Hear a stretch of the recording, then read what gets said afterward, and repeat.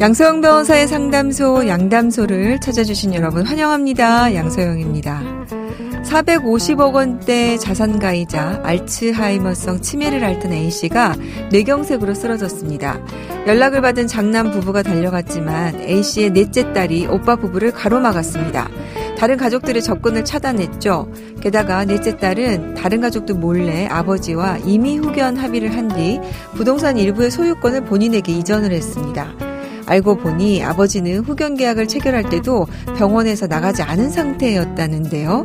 어떻게 이런 일이 생기는 걸까요? 법무법인 승인 양소영 변호사입니다. 네, 고령화 시대에 접어든 데다 치매 노인과 1인 노인 가구가 늘어나면서 후견 제도를 악용하는 사례가 늘고 있습니다. 오프닝은 그중 한 사례인데요. 후견인 제도 중에서 하나인 임의 후견이라는 제도는요. 자, 본인이, 그러니까 사건 본인이, 여기서는 부모님이셨겠죠? 아버지셨겠죠? 자, 질병 등을 이유로 사무처리 능력이 결여되는 등 상황에 대비해서 이를 대신 처리해 줄 사람과 그 범위를 미리 정해놓는 제도를 말합니다. 공정증서로 후견 계약을 체결을 해야 하고요. 감독인 심판 청구, 가정법원이 감독인을 선임한 이후부터 계약의 효력이 발생을 합니다. 그런데 이런 후견인 관리 감독 권한이 있는 가정법원이 개입하기 직전에 문제가 발생을 해서 가족 간 분쟁이 생기고 있습니다. 자, 일본에서는 그래서 이런 유사 사례가 발생하면서 후견청이 도입이 됐다고 합니다. 가정재판소 내에 후견센터를 설립해서 후견 관련 사무를 전문적으로 처리를 하는 청으로 격상이 된 겁니다. 이 외에도 독일도 성년후견청, 영국은 공공후견청을 설치하는 등 통합관리 기관을 운영하고 있다는데요. 사실 저희 이제 우리나라의 경우에 가정법원에서 지금 후견관리 사무, 성년후견관리 사무를 하고 있는데 실제로 저희가 사건 접수를 해보면 1, 2년이 걸리도록 기일조차 잡히지 않을 정도로 굉장히 업무가 막 과중되어 있고 또 후견을 해야 하는 후견인을 감독해야 하는 법원이 이걸 일일이 하기에는 너무 인력이 좀 부족한 사정이 있어서 이제 우리나라도 이와 관련해서 독립된 기관이 필요하지 않는가라는 생각을 좀 해봅니다. 제도 개선을 해서 고령화세에 접어들고 있으니까 도움을 좀 많이 주어야 할 것 같습니다. 자녀의 사망 뒤 양육 의무를 다하지 않은 부모가 자녀의 재산을 상속받지 못하게 하자. 자, 이른바 구하라법이 만들어졌습니다. 하지만 공무원에게만 제한적으로 적용이 돼서 반쪽 입법이라는 논란이 일고 있습니다. 네, 오늘은 구하라법 논의와 관련해서 어떻게 진행되고 있는지 안미현 변호사님과 함께 짚어보겠습니다. 변호사님 안녕하세요. 안녕하세요. 안미현 변호사입니다. 네, 얼마 전에도 수십 년간 연락이 끊긴 어머니가 자녀의 사망보험금을 받으러 나타났다. 이런 기사가 있었습니다. 안 변호사님. 네, 부산에서 있었던 일인데요. A씨는 이제 지난해 초 경남 거제 해상에서 어선을 타다가 이제 침몰해서 사망을 했는데 그 앞으로 사망보험금 2억 5천만 원, 그다음에 선박회사 합의금 5천만 원 등 총 3억 원이 지급이 됐습니다. 네. 근데 이제 어머님 되시는 분이 이제 A씨의 이 유족 보상금과 선원 임금을 받겠다라고 청구를 하신 거죠. 근데 이제 가족분들이 이제 이 어머니가 청구하는 게 부당하다라고 하면서 네. 유족 보상금 및 선원 임금 지급 금지 가처분을 신청을 했는데요. 네. 그 내용을 들어보니까 어머니는 이제 A씨가 3살, 그리고 이제 누나가 6살, 오빠가 9살 때 재혼해서 곁을 떠나서 한 번도 연락을 하지도 않았고 찾아보지도 않으셨다. 누가 키워주신 겁니까? 이제 그 할머니와 고모가 키워줬다라고 하세요. 그래서 네. 동생분이 아파도 이제 병원 신세도 지고 했지만 사실 얼굴도 모르는 상태에서 돌아가신 거나 다름없다. 지금 너무 억울하다라고 하면서 가처분을 신청할 수밖에 없었던 그 배경을 밝혀주셨습니다.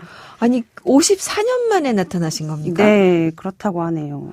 그러니까 그럴 경우에 나타나서 이렇게 상속권을 주장하면 얼마나 억울하고 화가 나겠어요. 실제로 이제 할머니와 고모가 상속인이 돼야 되지 않나 생각이 드는데요. 근데 법원은 이 가처분 신청, 보상 지급 금지 가처분 신청을 받아들였습니까? 네, 받아들였습니다. 네. 지금 54년 동안 연락이 없다가 이제 아들이 죽으니까 사망보험금을 챙기기 위해서 나타난 어머니에게 보험금 등의 지급을 하지 말아라라는 법원의 인용 결정이 있었던 건데요. 법원 입장에서도 부양 의무를 다하지 않은 부모에게 재산의 상속권을 주어서는 안 된다라는 유족 측 요구를 받아들인 것으로 보입니다. 네. 그래서 지금은 이 가처분 인용 결정이 내려졌기 때문에 보험금 지급 기관에서는 이제 소유권 보전을 위한 행위만 할 수 있고 이 보험금이나 임금 등을 지급해서는 안 되는 상황이 됐습니다. 실제로 이제 제가 진행했던 사건 중에서 그 양육하지 않은 부모가 부양료를 청구했을 경우에 이거는 이제 권리 남용이다, 신의 측에 반한다라고 판단을 해서 부양료 청구를 기각을 하고 이게 대법원에서까지 확정이 됐거든요. 네. 그런데 이게 상속권에 대해서도 똑같은 논리가 좀 적용이 돼야 되지 않은가 그런 생각이 드는데요. 안미연 변호사님, 구하라법이 통과가 됐는데 왜 이렇게 힘들게 법정 싸움을 하는지 궁금해하시는 분들이 있을 것 같아요. 좀 구체적으로 설명을 해주시겠어요?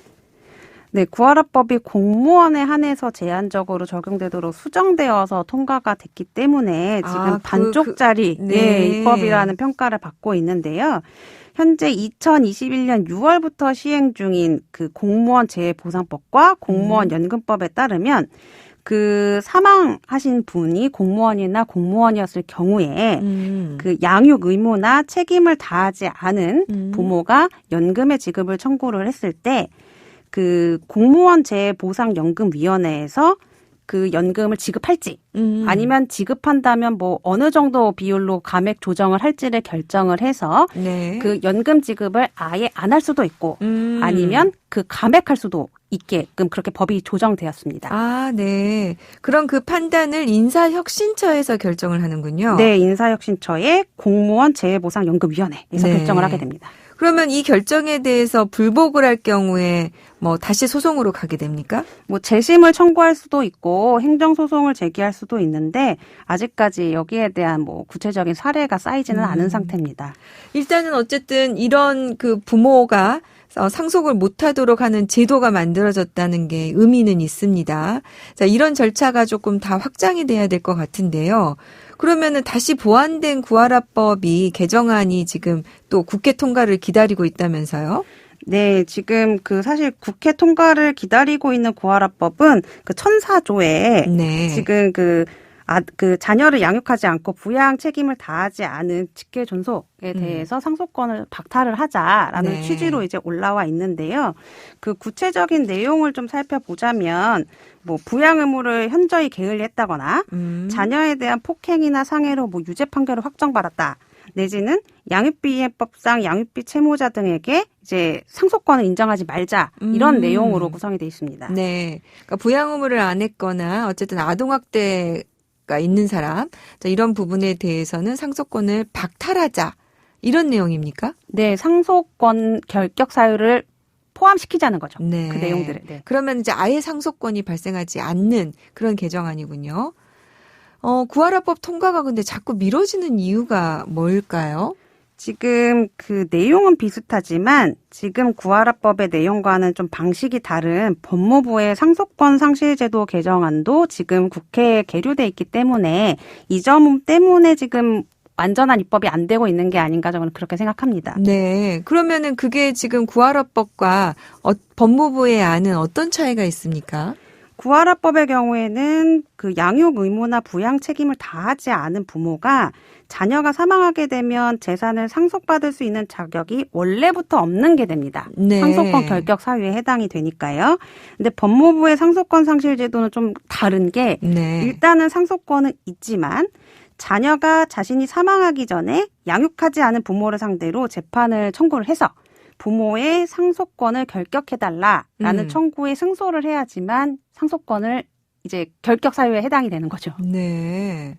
그러면은 지금 법무부의 안은 자녀가 내가 언제 사망할지 모르는데 미리 상속권 상실하는 선고를 받아놔라 이 얘기입니까? 지금 그런 지적이 있기 때문에 이 법안에는 유가족도 소송은 할 수 있게끔 그렇게 짜여져 있습니다. 근데 네. 그러니까 피상속인이 사망하고 나서 6개월 안에 이 상속권 상실 심판 청구를 해서 승소를 해야지만 상속권 결격의 효과를 얻을 수 있습니다. 아, 그러면은 원래 이제 이 차이가 그거군요. 애초부터 없는 것인지 예. 아니면 이후에 소송을 통해서 없애는 것인지. 네, 그렇습니다. 네.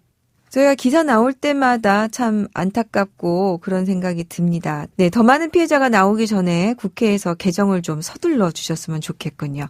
오늘 안미연 변호사님 도움 말씀 감사합니다. 네, 감사합니다. 양소영 변호사의 상담소 양담소는 내일 또 문을 엽니다. 끝고 내래 그리고 남겨진 것들 들려드릴게요. 양소영이었습니다.